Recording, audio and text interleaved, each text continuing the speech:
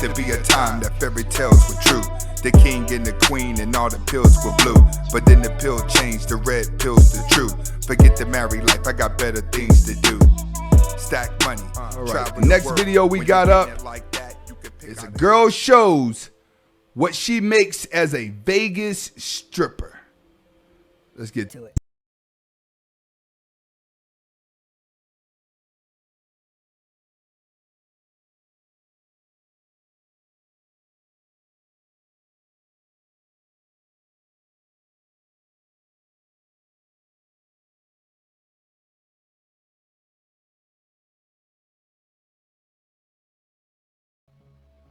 Y'all want to know the sad part about a stripper that makes that much money? And a lot of strippers make this much money. But let's keep it funky. When's the last time you seen a stripper start a business? When's the last time you seen a stripper buy a house? When's the last time you seen a stripper do anything productive with the money that she gains? You never see it. The only thing that you see a stripper do is make that money and blow it and continue to blow it. Then she finds boyfriends that treat her bad that blow through the money too. Every stripper, majority, I ain't gonna say ever, majority of strippers that I have came across in my life ended up on drugs. Ended up on drugs and ended up being in a relationship with a guy fresh out of rehab. That's why I seen most of the strippers end up at that make money. They never end up on top of the game. They never start a business. They never end up doing anything productive with their life whatsoever. They get this money and it goes. You have to understand, and I want you guys to understand this, because a lot of you guys, right, you may be broke, you may be lonely, you may not know where you want to go in life. You may not have everything you want, but you feel like money is going to be the end all. If you had money right now, you would not be depressed. Only time that you're going to get dopamine releases is when you're going to go buy stuff.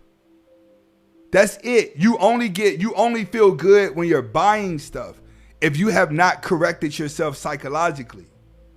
That's why we preach, you must know who you are. You have to know who you are before you come across money, or money is going to amplify who you really are inside. This is why a lot of guys that got picked on when they were little or went through some things when they were little, when they get money or power, they abuse it. When they get money or power, they abuse it. They become cocky, they become arrogant. And people start to look at them like, why are they acting so new? Why are you acting so new? Because they didn't fix themselves before they got the money. The money made them. The materialistic things made them. And then they have to make their friends. And the moment they friends can't get any money out of them, then they friends leave. And they keep buying new stuff, hoping new friends come around. That's what you typically see with money. But when it comes to strippers, typically their end game is drug addiction. Trust me. What's the next video we got here? Oh, we got Little Nas X. You know what?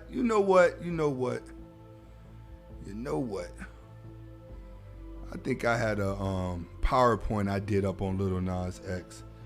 But let's see. Little Nas X. I'm going to do that. Hold on one second. I'm going to go to the next page. And we're going to talk about Little Nas X. I had a PowerPoint, right, for Nas X. And we're just going to go into that, and then we'll go back to the reaction video.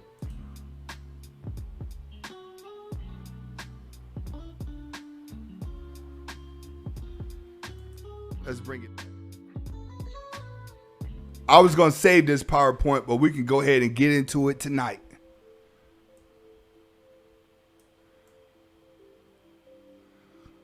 We're going to talk about Lil Nas X and what's going on here. What's really going on here? This seems to be the talk right here. We're going to go ahead and break down this situation. We're going to red pill this situation. And the reason why is because outside of women, outside of what a woman has done to you, there are agendas that are going on right now. And these agendas, I said on the last live, they have settled in. The world that you know of is not going back to what it used to be. Air Max, big shout outs, bro. He says, you doing your thing. Salute. Big shout outs to Air Max 29. But the world, if there's something that you want to take from this red pill, is understanding that the world is not going back to what you thought it was 2 years ago. It would never go back to that. Look at the quality of life. Look at everywhere you go right now. The quality of life is bad. Customer service is bad. Everything is dingy. Life feels like it's off. Like I like going to Wendy's to get the strawberry lemonade, but the line is always going to the street, and then the employees in there just don't want to work. And it just seems like everywhere you go, there's lines and lines and lines of places in the world. It's just like, man, everywhere you go, it's just like everything is just half-ass. Because that was the plan. The plan was to make everybody miserable. Once everyone becomes miserable, they become confused. They don't know what to do. That's what keeps people miserable for a long time, is confusion. Now that the elites were able to confuse people, they're able to give them a new identity. That's what you're seeing going on here. They're giving you a new identity. And they're using it through Little Nas X. Let's talk about Little Nas X. Nas X is a pawn. Puppet. That's what you have to understand. He's a puppet who relates to everyone else that feels outcasted. This is where your experience in life has to come in. You're going to need some gay friends. You're going to need some trans friends. Because now, as a red pill person, you got to be able to open your mind up to everything that's happening in order for you to survive. You got to know how people think, feel, and move. You got to know what the agendas are doing. So understand that when you look at Nas X, he's representing a flock of people that you don't see. He relates to the unknown. But he's also being controlled by money and popularity because he's insecure. Popularity and money runs all insecure people. Who knows this? The elites. Why do you think everybody that's like famous, right? Famous, always got like some type of bad childhood. Something happened. Off just a little bit. All your favorite celebrities are off just a little tiny bit. They're off just a little bit. Because they know when people suffer from some type of insecurity, they're weak and vulnerable. They can be misled. So there you go. You give them power and you give them popularity. They follow you. It becomes like a new father. It's like all these rappers, right? When they first get their check from the record deal, from the record labels, they be actually thinking all of them and the people with the suits on sitting at the table are friends. They start to think them and the label are friends. Until the label just says, hey, you're not selling that many records. Not that many people are coming to your shows. And then they're reminded like, hey, this is business. When it comes to Little Nas X, it's business. Now it's called infiltration. That's what you're seeing. What do I mean by infiltration? The world chose him. Now when I say infiltration, now the agenda can come all the way in. At first it was on the outside just tap dancing. Now it comes all the way in. Why? Because the world chose him. How did the world choose him? He had a #1 hit and a household name before he even mentioned he was on the other side. That's what you guys have to understand. People don't pay attention to that.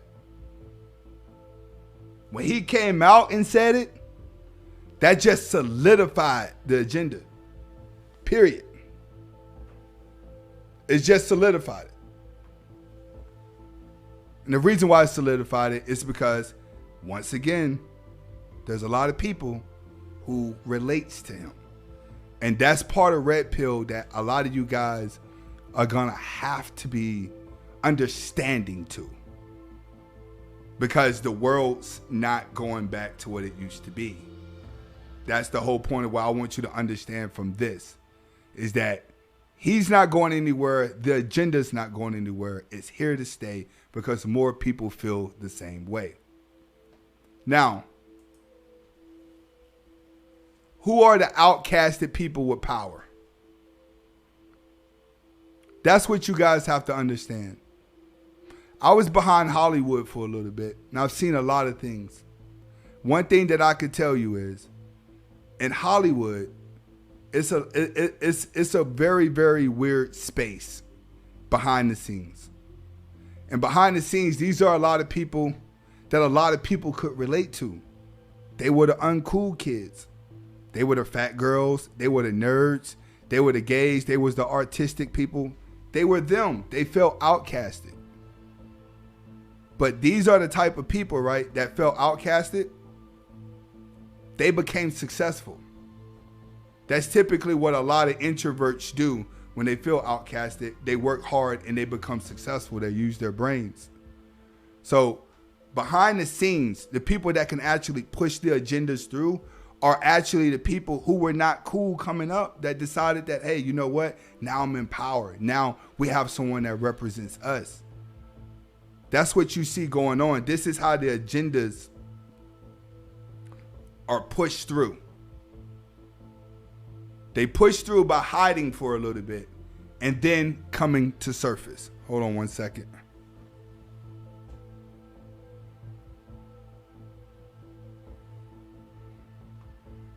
All right.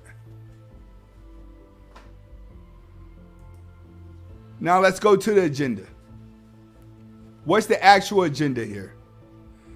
The agenda is to normalize what is considered abnormal behavior. Things that you thought was weird, things that you thought was outlawed that didn't there have now been normalized, whether you like it or not. You have to accept it. You don't want to. You want it to be a different way, but you have to accept it. A lot of people wanted Trump to win, but Biden won. We have to accept it, and then you have to adapt. See how, like, after the election, people have to adapt to what's happening, and then it seems like every week there's something new happening that we have to adapt to? Well, you got to adapt to this too, because it's part of your red pill process. It's part of you understanding life process. And I just wanted to go over that because I had this down and I wanted to talk about it, but I'm just glad that it popped up in that video. So, whoa. Let's get to it. Most sexist thing someone has ever said to you on a date? Okay, I'll go first because I was on a date with this very beautiful spawn of Satan. And anyway, she decides to bring up her divorce in detail. And after about 30 minutes, I'm sitting there, eating my pasta, trying to get through it because this is not a fit at this point. And I asked, was he a good man? She said, yeah, he just worked all the time. So I asked, well, was he good to his kids? There was 2 of them. Was he good to his kids? She said, yeah. She says, but to get what I want, I had to say he molested one of them. Completely thrown back by that. I really didn't know what to say. That's what I got to say, man. Women can do some messed up stuff. Right? Women can. But in most cases, they have a tendency to aim for guys that they know that they can get over with. That's why it's very important to you as a man to really know how to stand your ground. All right? Really know how to stand your ground, because if you get in a relationship with a woman, right, and you've been the perfect boyfriend, but you really kind of like threw yourself into the relationship and you kept being a super duper nice guy, and maybe you kind of like got the feeling she ain't like you like that. If she ends up in the relationship at some point, if she know that she was never in love, she would never have respect for you, and she won't care about hurting you.